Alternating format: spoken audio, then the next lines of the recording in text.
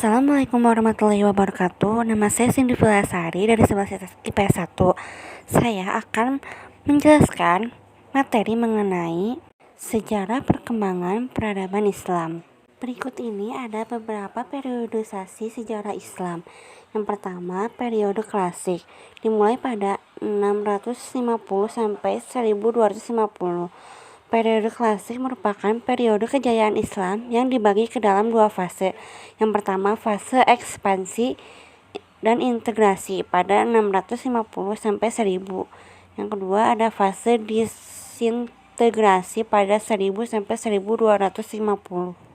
Yang kedua, ada periode pertengahan dimulai pada 1250 sampai 1800. Periode pertengahan merupakan periode kemunduran Islam yang dibagi menjadi dua fase. Yang pertama, fase kemunduran pada 1250 sampai 1500 Masehi. Dan fase munculnya tiga kerajaan besar 1500 sampai 1800 yang dimulai dengan zaman kemajuan, yaitu pada 1500 sampai 1700 Masehi, dan zaman kemunduran pada 1700 sampai 1800. Yang ketiga, ada periode modern pada 1800 dan seterusnya.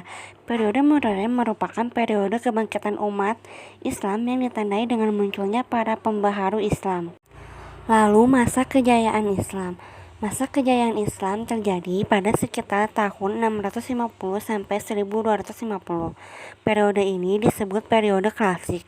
Pada waktu itu terdapat dua kerajaan besar, yaitu Kerajaan Umayyah dan Kerajaan Abbasiyah.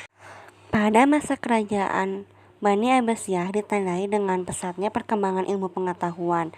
Kemajuan Islam pada masa itu meliputi bidang ilmu pengetahuan, ekonomi, ilmu bangunan atau arsitektur, sosial, dan bidang militer. Pada masa Bani Umayyah, perkembangan Islam ditandai dengan meluasnya wilayah kekuasaan Islam dan berdirinya bangunan-bangunan sebagai pusat dakwah Islam. Kemajuan Islam pada masa ini meliputi bidang politik, keagamaan, ekonomi, ilmu bangunan atau arsitektur, sosial, dan bidang militer. Selanjutnya, faktor internal dan faktor eksternal. Faktor internal antara lain: pertama, konsistensi dan istiqomah umat Islam kepada ajaran Islam. 2. Ajaran Islam yang mendorong umat untuk maju. 3. Islam sebagai rahmat seluruh alam. 4. Islam sebagai agama dakwah sekaligus keseimbangan dalam menggapai kehidupan duniawi dan ukhrawi. Faktor eksternal antara lain: 1.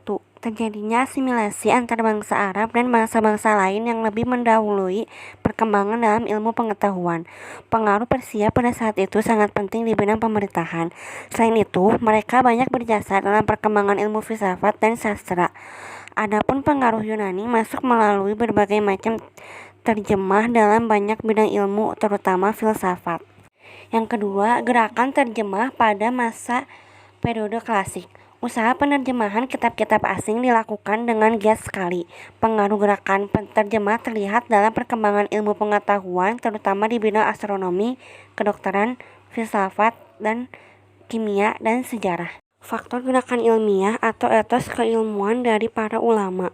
Yang pertama, melaksanakan isi hadis, di mana banyak hadis yang menyuruh kita untuk terus-menerus menuntut ilmu, meskipun harus ke negeri Cina. Yang kedua, melaksanakan ajaran Al-Quran secara maksimal, di mana banyak ayat dalam Al-Quran yang menyuruh agar kita menggunakan akal untuk berpikir. 3. Mengembangkan ilmu agama dengan berjihad, ilmu pengetahuan umum dengan mempelajari ilmu filsafat Yunani. 4. Ulama yang berdiri sendiri serta menolak untuk menjadi pegawai pemerintahan. Selanjutnya, tokoh Islam yang mengembangkan berbagai ilmu pengetahuan. Di bidang ilmu filsafat, ada Al-Kindi, Al-Farabi, Ibnu Baja, Ibnu Tufail, Ibnu Sina, Al-Ghazali, Ibnu Rushd. Di bidang astronomi ada Al-Farazi, Al-Ghattani, Abdul Wafa, dan Al-Farghani. Di bidang seni ukir ada Badar atau Tarif, ada ilmu tafsir, Ibnu Jari At-Tabari, Ibnu Atahiyah, As-Suda. Ilmu hadis, Imam Bukhari, Imam Muslim, Ibnu Majah, Abu Daud, At-Tirmizi.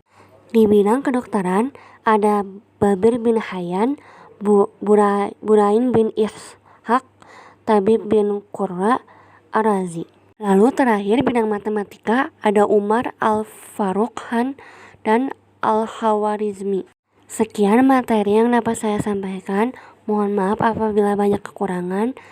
Terima kasih. Assalamualaikum warahmatullahi wabarakatuh.